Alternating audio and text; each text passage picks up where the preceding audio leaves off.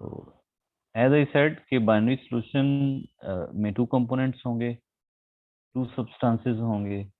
जैसे for example sugar solution in water, तो इसमें टू सब्सटेंसेस हैं, sugar and water. What is a solute?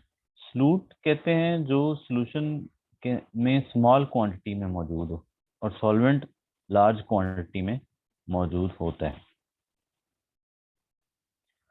तो फॉर एग्जांपल फोग। अब फोग में सॉल्वेंट कौन है? सॉल्वेंट है एयर, यानी गैसियस हालत में गैस है। और इसमें ज़्यादा सब्सटेंस की बात करें तो सॉल्वेंट कौन होगा? नाइट्रोजन गैस, ये ज़्यादा मिकदार में होती है एयर में। तो फोग के केस में सॉल्वेंट गैस है, कौन? N2। और जो सॉल्यूट है वो वाटर है, यानी लिक्विड स्टेट में।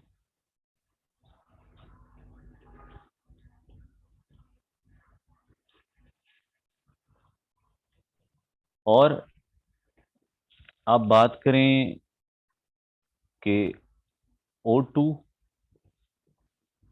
इन वाटर, अगर इस सॉल्यूशन की बात करें O2 इन वाटर, ये भी एक सॉल्यूशन है।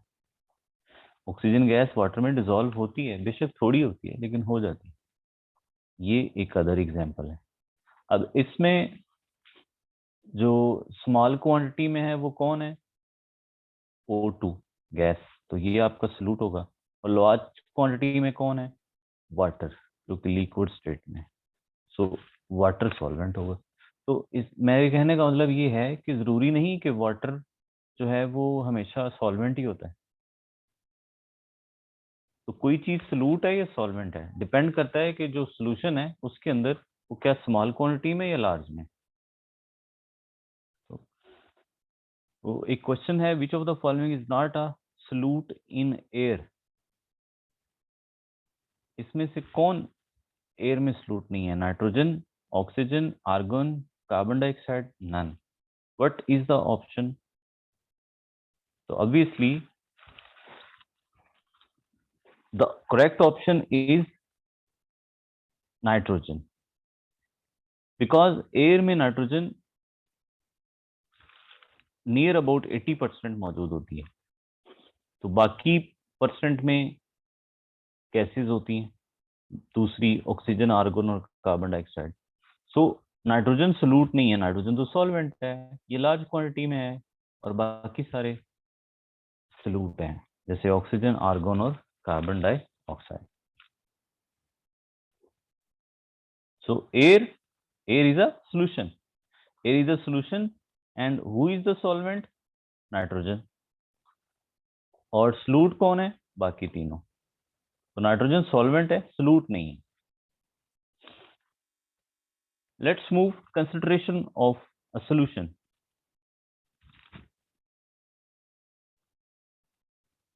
Concentration of a solution can be defined as the amount of a solute।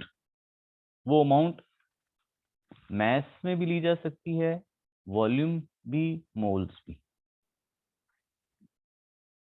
और dissolve in unit amount of solvent, जो कि किसी सॉल्वेंट में डिसॉल्व हो या सॉल्यूशन। और इन दोनों की अमाउंट भी किस में ली जाती है? या मैस में, या वॉल्यूम में, या मोल्स में। तो ब्रीफली मैं कहूं तो ये है, amount of solute dissolved in unit amount of solvent या solution, that is concentration।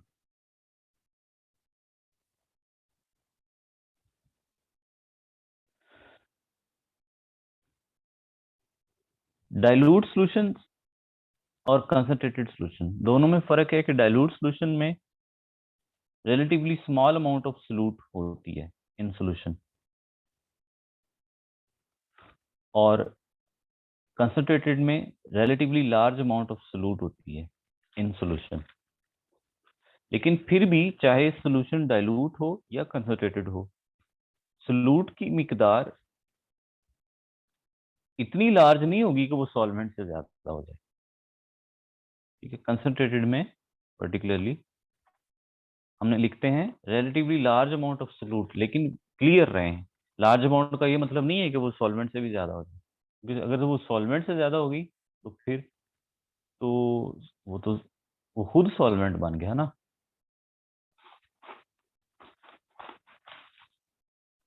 Units of concentration, concentration बहुत ज्यादा इसकी यूनिट्स हैं, या टाइप्स कह लें, एक सेंस में टाइप्स भी ये बोली जा सकती हैं। First one is percentage.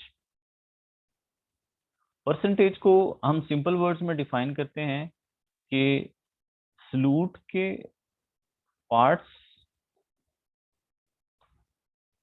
की वो तादाद जो सॉल्वेंट के 100 पार्ट्स में डिसॉल्व हुई हुई है, सॉल्यूशन के 100 पार्ट्स में डिसॉल्व हुई है। Parts of solute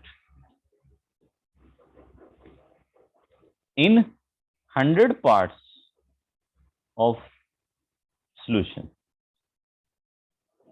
this is called solute percentage. ये जो पार्ट्स हैं सॉल्यूट के, ये मास के लिहाज से भी लिए जा सकते हैं, वॉल्यूम के लिहाज से भी लिए जा सकते हैं,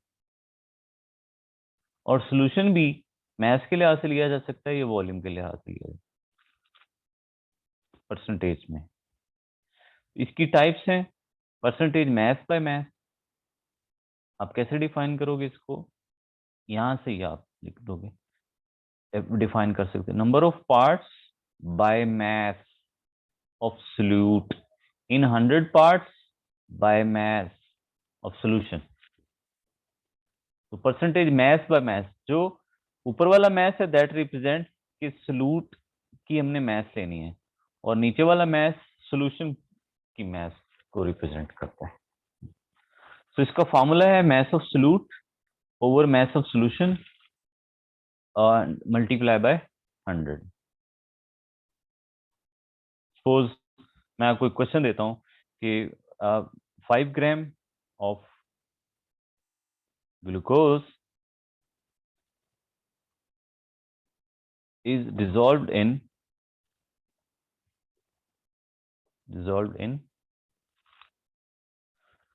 50 ग्राम ऑफ सॉल्यूशन।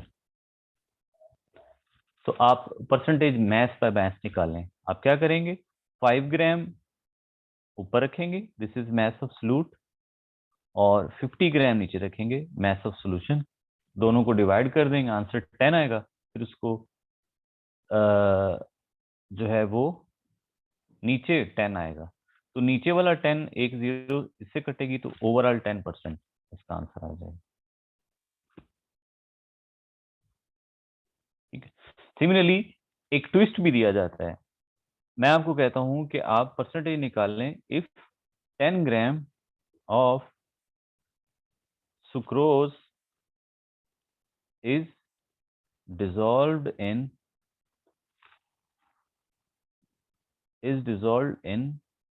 आप कह लें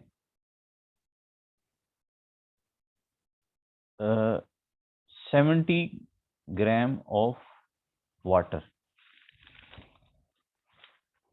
तो what will be the percentage composition, calculate करो आप। टू सॉल्व दिस क्वेश्चन में हमने परसेंटेज, तो the twist is that we have given mass of solute, but mass of solution दूसरा हमने लेना होता है। This is not mass of solution, 70 gram of water, water is solvent.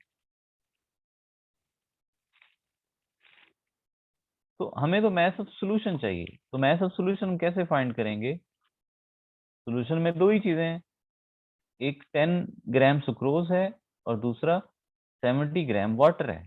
तो total solution का मास हो गया 80 ग्राम। तो इसको हम यूं करेंगे, 10 डिवाइडेड बाय, यानी मास ऑफ सॉल्यूट 10 है दिस, और मास ऑफ सॉल्यूशन क्या है, दिस इज 80 ग्राम, तो 10 ओवर 80। एंड आगे मल्टीप्लाई 100। तो आपको ये आसान सी डिवीजन थी, ये करनी भी आनी चाहिए एग्जाम में। कैलकुलेटर नहीं मारना, इसको डिवाइड भी कराना चाहिए। सो 12.5 इसका आंसर।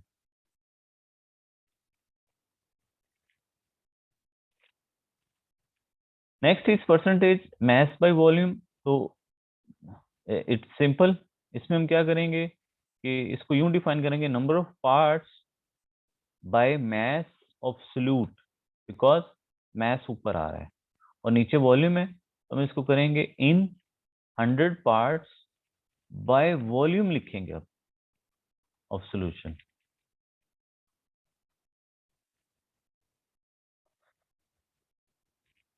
ठीक। तो अमूमन ऐसा होता है कि अगर मास ग्राम में दी हुई है तो वॉल्यूम सेंटीमीटर क्यूब में दिया जाता है। वॉल्यूम किस में दिया जाता है? सेंटीमीटर क्यूब में। सिमिलरली बाकी डेफिनेशंस हैं बच्चों, ये आप लोगों ने खुद कर लेनी है, मैं इस पे ज्यादा अब टाइम नहीं लगाता। Let's move.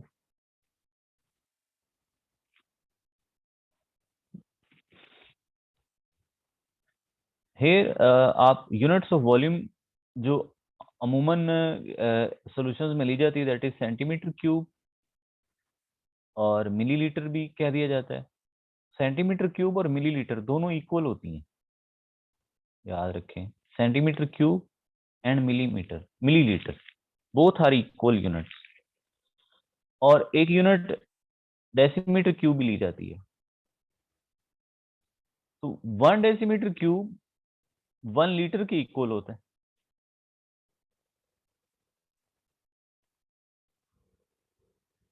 जैसे 1 सेंटीमीटर क्यूब 1 मिलीलीटर के इक्वल होता है, और 1 डेसीमीटर क्यूब 1000 सेंटीमीटर क्यूब के इक्वल होता है। मैंने आपको बताया था how will you calculate this. 1 decimetre is equal to, हम यूं कर लेते हैं, 1 metre is equal to 10 decimetre is equal to 100 centimetre. मैंने आपको एक क्लास में बताया था बेसिक कंसेप्ट्स में, तो आप वहां उस लेक्चर को भी दोबारा देख सकते हैं।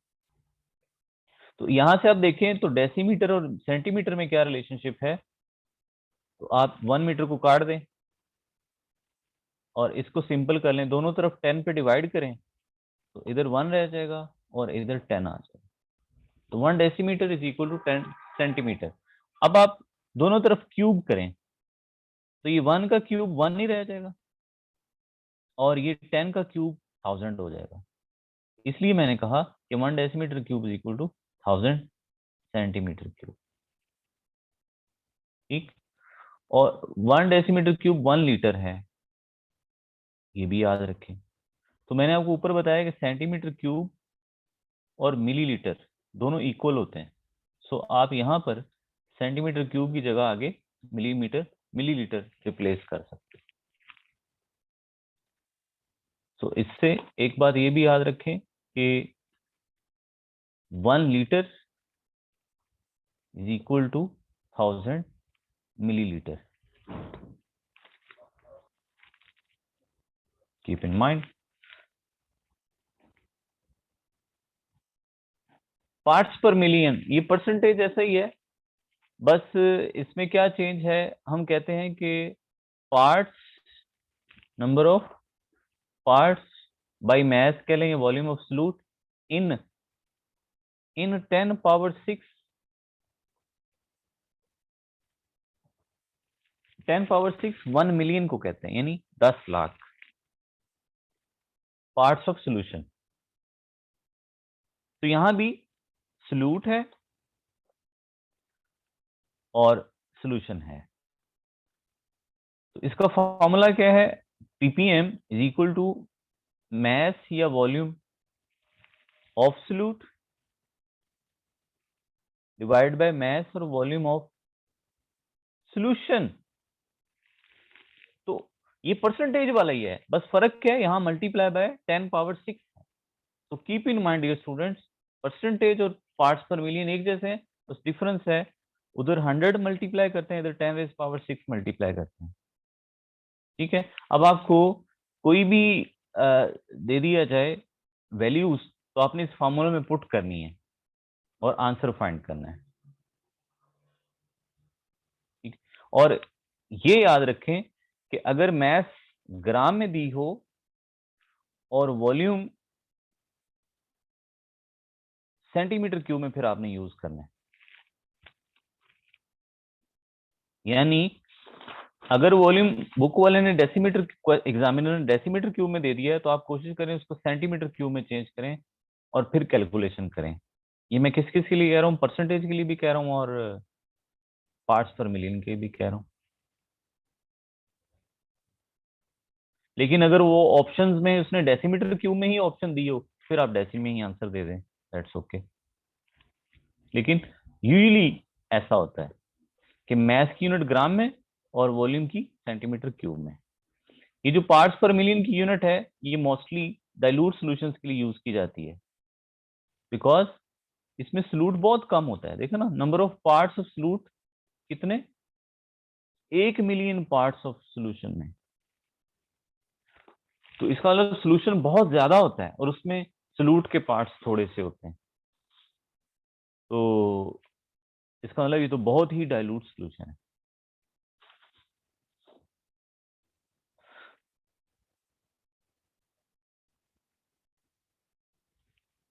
आमतौर पर जो मिनरल वाटर है उसमें आप अगर बॉटल पे देखें तो उसमें सोडियम आयन, मैग्नीशियम आयन वगैरह, उनकी कंसंट्रेशन लिखी होती है। जो बॉटल मिनरल वाटर की है वो पीपीएम में लिखी होती है। मतलब ये आयंस जो हैं वो बहुत थोड़ी मिकदार में इस बॉटल में मौजूद है। मोल फ्रैक्शन, नाम को देखें, मोल और फ्रैक्शन। फ्रैक्शन मैथ में ओवर को कहते हैं, तो यानी मोल की फ्रैक्शन है ये, वो अमाउंट जो ओवर में होती है, दैट इज कॉल्ड फ्रैक्शन। यानी मैथमेटिक्स में हम कहते हैं जी ये जो 2/10 है ये एक फ्रैक्शन है। तो मोल फ्रैक्शन से मुराद है कि ये फ्रैक्शन होगी जिसे हम रेशो भी कहते हैं।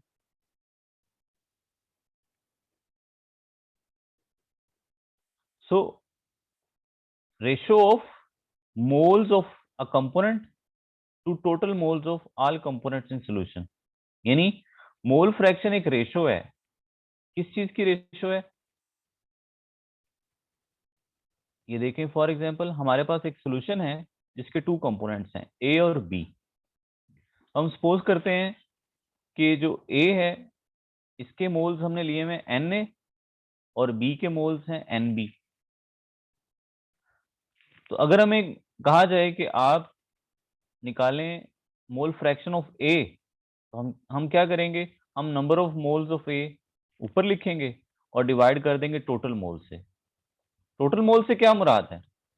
N A plus N B, यानी ए और बी दोनों के मोल्स। इसी तरह आपसे कहा जाए मोल फ्रैक्शन ऑफ बी निकालें, तो आप number of moles of B ऊपर लिखेंगे और टोटल मोल्स नीचे। बस यहां मल्टीप्लाई नहीं किसी से करना, 100 वगैरह या उससे नहीं करना, ये जस्ट फ्रैक्शन है। ये ना पार्ट्स पर मिलियन है ना परसेंटेज है, ना परसेंट है ना पर मिलियन है, ये सिर्फ फ्रैक्शन है।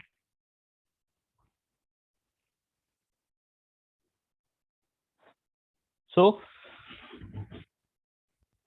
इसकी कोई यूनिट नहीं होती। क्यों नहीं यूनिट होती? सोचें बच्चों, क्यों नहीं यूनिट होती? बिकॉज ये एक फ्रैक्शन है सेम क्वांटिटीज की, ऊपर भी मोल है नीचे भी मोल, तो मोल मोल से कट जाएगा, कोई यूनिट नहीं होती। जो भी इसी तरह की टर्म, जो भी फ्रैक्शन हो और सेम क्वांटिटीज के दरमियान हो, यानी ऊपर भी वैसी यूनिट हो नीचे भी वैसी यूनिट हो, तो दोनों कट जाएंगी। ज्यादा ऐसी चीज का कोई यूनिट नहीं होता। जैसे क्रोमेटोग्राफी में आर एफ फैक्टर होता है, आर एफ फैक्टर में ऊपर भी डिस्टेंस नीचे भी डिस्टेंस, तो कोई यूनिट नहीं होती। वो हम अलग से डिस्कस करेंगे उसको। Mole fraction is independent of temperature, because mole fraction निकाली जाती है नंबर ऑफ मोल से, और number of mole temperature change करने से चेंज नहीं होते। मोल तो एक एक एक मिकदार को कहते हैं ना। तो मोल जो है वो चेंज नहीं होते टेम्परेचर चेंज करने से। फॉर एग्जाम्पल आपके पास है जी ग्लूकोज 1 मोल, यानी 180 ग्राम ग्लूकोज, वो 25 डिग्री पे पड़ा हुआ है, सर्दियां हैं समझ लें। अगर गर्मियां आ गई और टेम्परेचर 45 हो गया तो 180 ग्राम का 180 ग्राम ही रहना है, उसको क्या होना है, शर्त ये कि आप वेपोरेट ना होने दें। तो टेम्परेचर चेंज करने से मोल्स को चेंज नहीं होते, सो मोल फ्रैक्शन पे कोई इफेक्ट नहीं पड़ता। For a solution of multiple components, आमतौर पर मोल फ्रैक्शन कंसंट्रेशन किस काम के लिए यूज की जाती है, जब एक सोल्यूशन में 2 से ज्यादा कंपोनेंट्स हों आमतौर पे, तो फिर मोल फ्रैक्शन यूनिट यूज की जाती है। ये एग्जाम्पल है, मैंने ऐसी मोल फ्रैक्शन समझाने के लिए आपको दी है।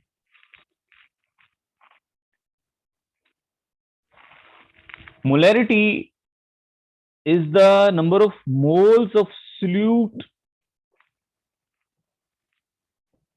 dissolved in number of moles of solute dissolved in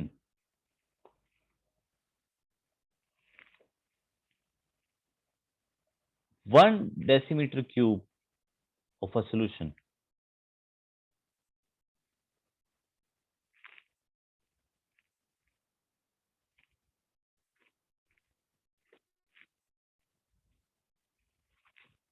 तो मैं इसकी डेफिनेशन लिख देता हूं।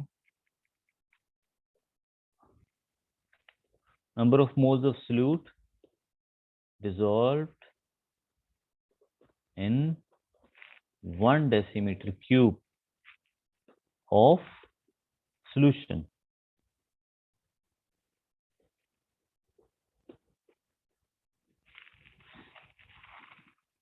या 1000 सेंटीमीटर क्यूब भी कह सकते हैं, क्योंकि 1 dm³ 1000 सेंटीमीटर क्यूब इक्वल होता है ऑफ सोल्यूशन, लेकिन मोस्टली इसकी यूनिट dm³ में ही ली जाती है। Number of moles of solute ऊपर इसकी इक्वेशन है, नीचे volume of solution in decimetre cube.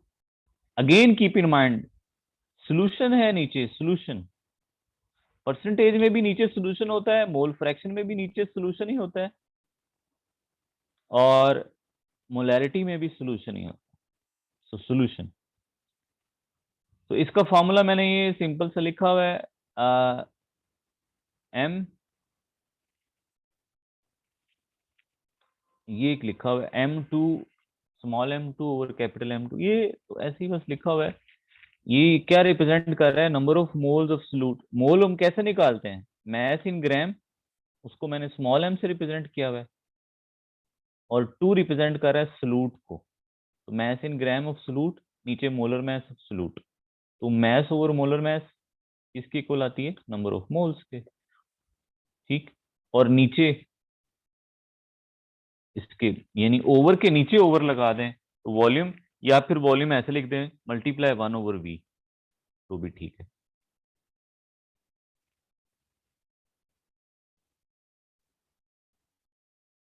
तो इसकी इक्वेशन 2 तरीकों से लिखी जा सकती है। वन के आप सिंपली लिख दें number of moles of solute और नीचे वॉल्यूम ऑफ सोल्यूशन, या फिर आप नंबर ऑफ मोल्स को खोल के लिख दें कि नंबर ऑफ मोल्स इक्वल होता है मैथ ओवर मोलर मैथ, ठीक। और क्योंकि बटे के नीचे बटा आ जाना था, तो मैंने उस चीज को अवॉइड करने के लिए मल्टीप्लाई 1/v लिख दिया, तो ऐसे भी ठीक है।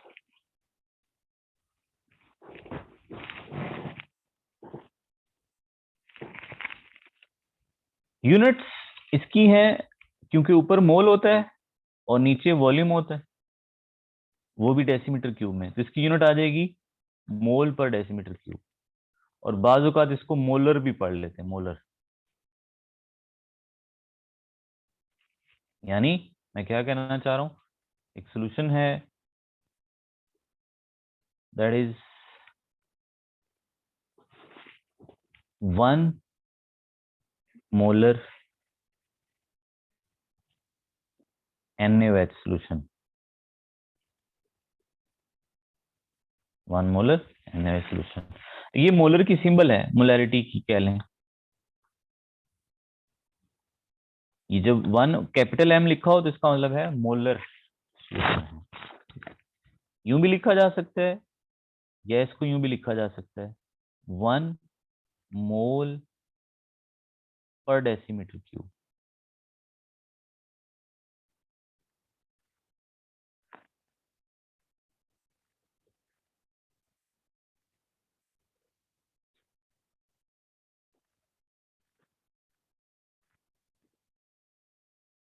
NaOH solution.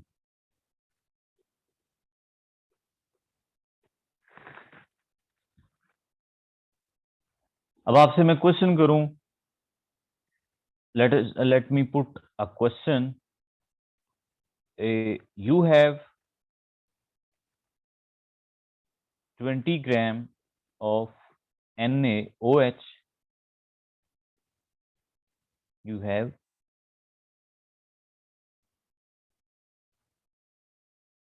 ये क्या हो गया?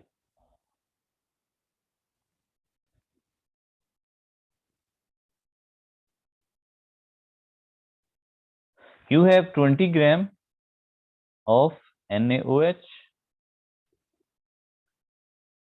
dissolved in 500 centimeter cube of solution.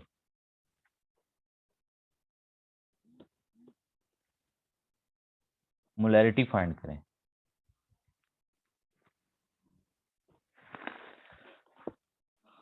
How will we solve this question? This is very easy. आप 20 ऊपर लिखें, ये सॉल्यूट की मास है, इसको इसकी मोलर मास पे डिवाइड कर दें, दैट इज 40। तो इससे क्या आ गया? Number of moles. तो ये आंसर आएगा 0.5। नंबर ऑफ मोल्स हमने निकाल लिए। अब हमने निकालना है वॉल्यूम इन डेसीमीटर क्यूब। तो आपको तो वॉल्यूम दिया गया है सेंटीमीटर क्यूब में। आपने देखा मैं न्यूमेरिकल को कैसे लेके चलता हूं कि मुझे मोलैरिटी फाइंड करनी है। तो मोलैरिटी के लिए क्या चाहिए? नंबर ऑफ मोल्स चाहिए। मैंने पहले नंबर ऑफ मोल फाइंड किए ना, अब मुझे पता है वो कैसे करने। अब मोलैरिटी के लिए दूसरी चीज क्या चाहिए? Volume of solution. तो अब मैंने वॉल्यूम लेना है, लेकिन वॉल्यूम किस में लेना है? डेसीमीटर में। मुझे किस में दिया है? सेंटीमीटर क्यूब में। तो अब मुझे पता है कि 1 decimetre cube is equal to 1000 centimetre cube. तो दोनों में इसको कन्वर्ट कैसे करें? ये लार्ज यूनिट है डेसीमीटर क्यूब, क्योंकि ये 1 हो तो वो 1000 है तो उसके बराबर। तो 1 decimetre cube is large unit और centimetre cube is small unit. तो आपको स्मॉल यूनिट में दिया गया है, इसको अगर आपने लार्ज में चेंज करना हो तो फिर डिवाइड करते हैं, रिलेशनशिप 1000 से डिवाइड करें। तो आंसर क्या आएगा? ये भी 0.5 ही है। ये डीएम क्यूब और ये मोल। बस अब क्या करना है आपने? मोल को ऊपर रखना है, 0.5 ऊपर और 0.5 नीचे। तो कटे करेंगे, आंसर 1 आएगा। तो यानी 1 मोलर हमारे पास सॉल्यूशन है। 0.5 divide by 0.5 is equal to 1। Unit क्या होगी? मोल पर डेसीमीटर क्यूब। ध्यान आपने करना है, एग्जाम्स में पॉसिबिलिटी है कि उसने ये लिखा हो आंसर 1, लेकिन आगे यूनिट लिखी हो मोल पर सेंटीमीटर क्यूब। तो आपने ध्यान से करेक्ट देखना है कि जो है वो बाज़ औक़ात हमें हमारा आंसर मिल जाता है तो बड़ी तेजी से उसको क्लिक कर देते हैं कि यही होगा, लेकिन बाद में देखते हैं कि तो वो यूनिट या कोई और चीज उसने बदली होती।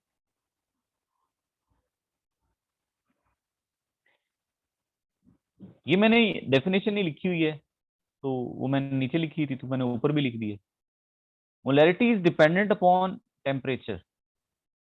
Keep in mind, molarity is dependent upon temperature.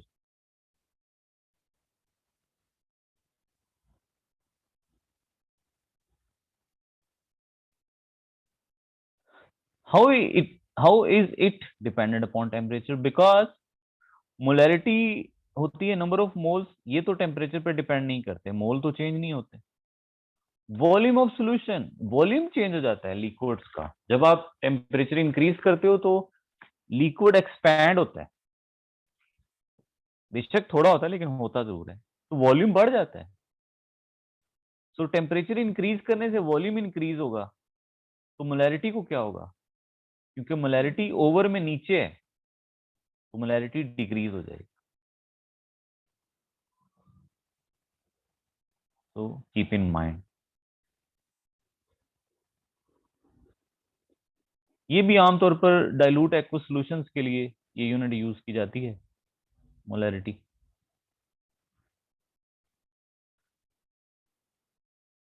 Before molality मैं आपको पढ़ाऊंगा normality. Normality is very easy like molarity, this is also very easy. Normality होती है dear students number of gram equivalents of solute. क्या लिखा हुआ है? Number of gram equivalents of solute, not mole of solute. अगली बात वही है, divide by volume of solution decimetre cube. अब क्वेश्चन आता है कि मोल तो बड़ी सिंपल सी बात थी, वो तो हमें बड़े आसानी से आता है, ये क्या है नंबर ऑफ ग्राम इक्विवेलेंट्स? तो इसका मैंने ये हल दिया हुआ है, ग्राम इक्विवेलेंट होता है molar mass divide by charge.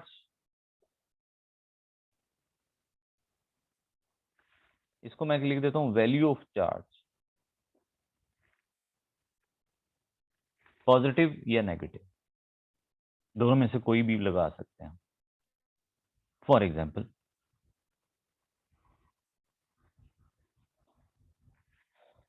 Na2CO3, Na2CO3,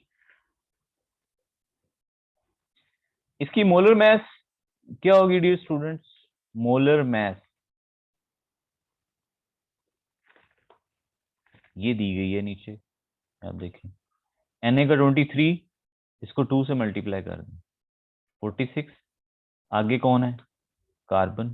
12, आगे कौन है? ऑक्सीजन। 16 मल्टीप्लाई 3, टोटल ये तो आपको पता है 106 आ गई। This is molar mass 106। ठीक है, नाउ हमने निकालना है ग्राम इक्विवेलेंट। तो ग्राम इक्विवेलेंट मैंने क्या कहा कि वो मोलर मास होता है, तो मोलर मास हमने निकाली है, वैल्यू ऑफ चार्ज से इसको डिवाइड कर देना है।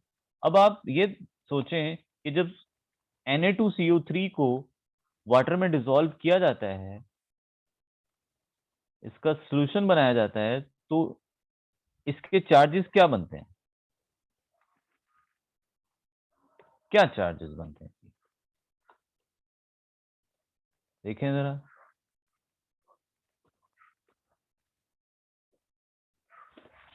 ये आएगा 2Na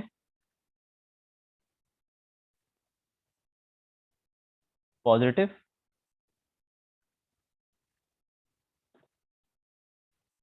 and plus CO3 negative, true.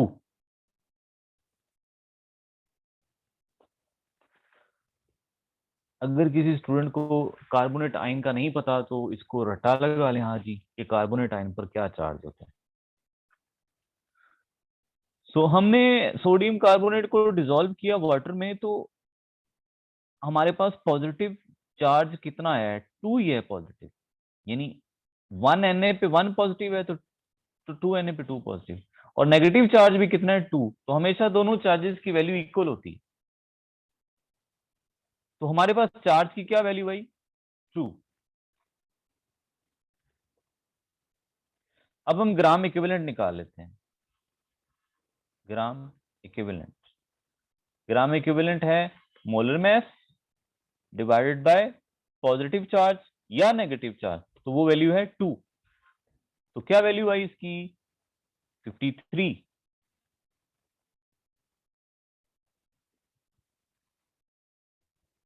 इसको पढ़ेंगे 53 क्या होगा इसका? Gram equivalent.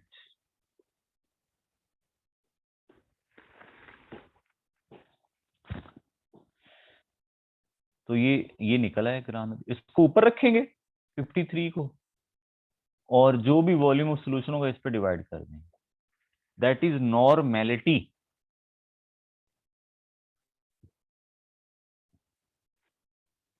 ठीक, तो अब आप लोगों के लिए क्वेश्चन है कि जो ऊपर मैंने NaOH की मोलैरिटी निकाली है, ये जो हमने निकाली थी, इसी की नॉर्मेलिटी निकालनी है, और नॉर्मेलिटी निकाल के आप लोगों ने मुझे कमेंट कर देना है सर इतनी है।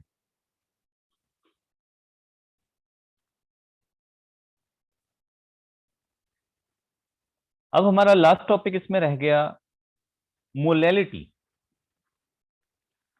मोलैलिटी स्मॉल m से रिप्रेजेंट किया जाता है। इसमें पहली बात मोलैलिटी जैसी है, नंबर ऑफ मोल्स, मोलैलिटी। दूसरी बात इंपॉर्टेंट है और चेंज है, that is mass of solvent.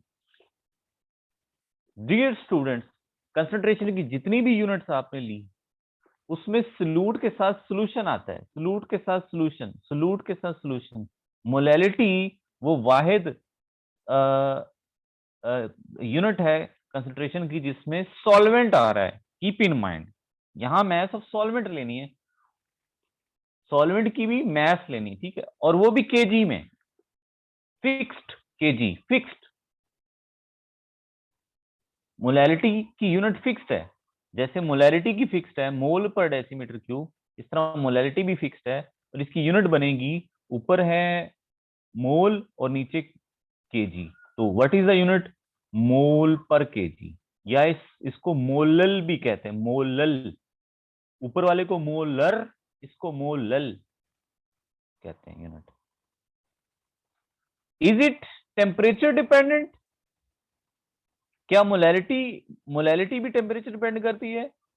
No, because molality calculate की जाती है from number of moles and from mass, और दोनों ही टेम्परेचर चेंज होने से चेंज नहीं होते। टेम्परेचर चेंज करने से डियर स्टूडेंट्स मैस चेंज नहीं होता। शर्त यह है कि आप वेपर्स को निकलने ना दो कहीं। अगर तो आप किसी लिक्विड को हीट कर रहे हो और उसके वेपर्स निकली जा रहे हैं, फिर तो मैस में फर्क पड़ेगा। लेकिन अगर आप वेपर्स को क्लोज कंटेनर में रख दो, जितना मर्जी हीट कर दो, मैस नहीं चेंज होगी। So, so molality does not depend upon temperature.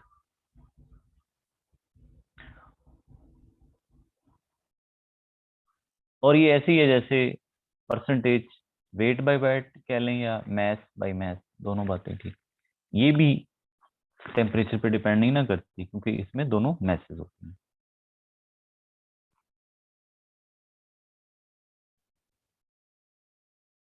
तो मोलैलिटी आमतौर पे हाई टेम्परेचर्स पर कोई सॉल्यूशन की कंसंट्रेशन को लेना हो, solutions to study at high temperatures. तो क्योंकि हाई टेम्परेचर पे ये चेंज नहीं होती, इसलिए ये कंसंट्रेशन सॉल्यूशंस की फिर मोलैलिटी में ली जाती है, जब हम ऐसे रिएक्शंस को, ऐसे सॉल्यूशंस को स्टडी कर रहे हो तो हाई टेम्परेचर पे।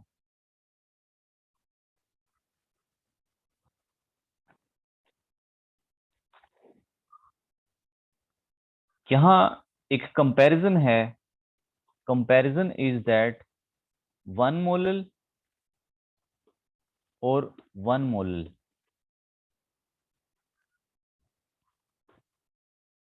सॉल्यूशन,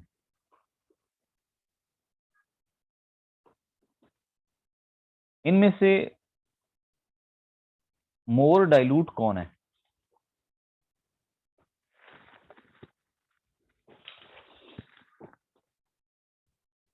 वन मोलर और 1 molar, which one is more dilute? The answer is very very simple. The answer is that हम देख लेंगे कि जिसमें सॉल्वेंट ज्यादा हुआ वो डाइल्यूट होगा। दोनों में से आप, कॉमन सेंस है ना कि दो सॉल्यूशंस हमारे पास हैं, अगर दोनों में से सॉल्यूट की क्वांटिटी दोनों में इक्वल है, तो हम सॉल्वेंट को देखेंगे कि सॉल्वेंट जिसमें ज्यादा हुआ वो पतला है, डाइल्यूट है। तो अब हम देखते हैं 1 मोलल का क्या मतलब है, यानी 1 मोल ऑफ सोल्यूट वो 1 kg में डिसॉल्व है। तो 1 मोलल के लिए हमारे पास जो सॉल्वेंट की क्वांटिटी आ रही है वो 1 kg है, 1 kg सॉल्वेंट। वाटर के केस में याद रखें बच्चों, 1 kg 1 डेसीमीटर क्यूब के इक्वल होता है। इंपॉर्टेंट बात है सॉल्यूशंस की सेंस में, याद रखिए। वाई? बिकॉज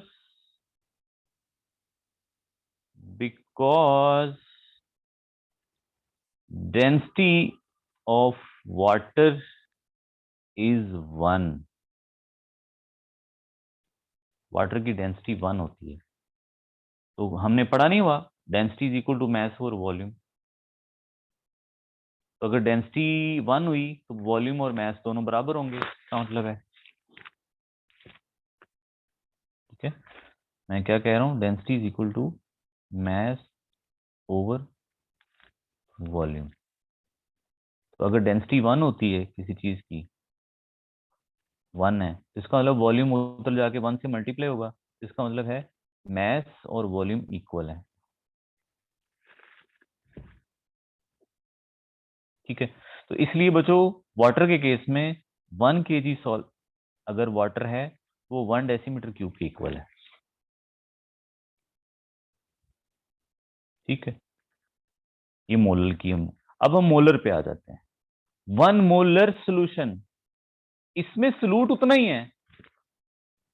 1 मोलर का ये मतलब है कि 1 मोल ऑफ सोल्यूट, तो सोल्यूट तो दोनों में सेम है। वॉल्यूम ऑफ सोल्यूशन,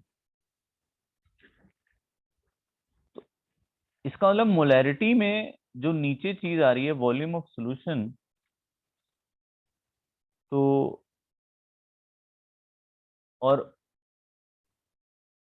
वो कितना होगा, यानी 1 मोलर का क्या मतलब है कि आपने 1 मोल सोल्यूट को 1 डेसीमीटर क्यूब सोल्यूशन में डिसॉल्व किया हुआ है। तो मोलैरिटी के केस में हम कहते हैं कि 1 डेसीमीटर क्यूब सोल्यूशन है, सॉल्वेंट नहीं। देखो बच्चों 1 डेसीमीटर क्यूब सोल्यूशन है, इसका मतलब है कि सोल्यूट और सॉल्वेंट दोनों का मिला के वॉल्यूम 1 डेसीमीटर क्यूब है। सोल्यूशन का यही मतलब होता है ना, सोल्यूशन का क्या मतलब है, सोल्यूट प्लस सॉल्वेंट। सोल्यूट और सॉल्वेंट दोनों का मिला के वॉल्यूम 1 डेसीमीटर क्यूब है। किस केस में? 1 मोलर के केस में। जबकि 1 मोलर के केस में जस्ट सॉल्वेंट का ही वॉल्यूम 1 डेसीमीटर क्यूब है। तो दोनों में से सॉल्वेंट किधर ज्यादा हुआ? यहां ज्यादा है। यहां जस्ट सॉल्वेंट यानी वाटर उस अकेले का ही वॉल्यूम 1 डेसीमीटर क्यूब है, और यहाँ सॉल्यूशन और सॉल्वेंट दोनों का मिला के 1 है। इसका मतलब है कि फिर यहाँ तो सॉल्वेंट कम है, यहाँ बीच में सोल्यूट की भी वॉल्यूम काउंट किया जा रहा है, सो इधर वॉल्यूम कम है, सो दिस इज कंसंट्रेटेड। इधर सोल्यूट सॉल्वेंट का वॉल्यूम ज्यादा है, दिस इज डाइल्यूट। तो हम कहेंगे 1 molal is more dilute. This was our today's topic. Dear students, thank you for watching. Take care of yourselves. Allah Hafiz.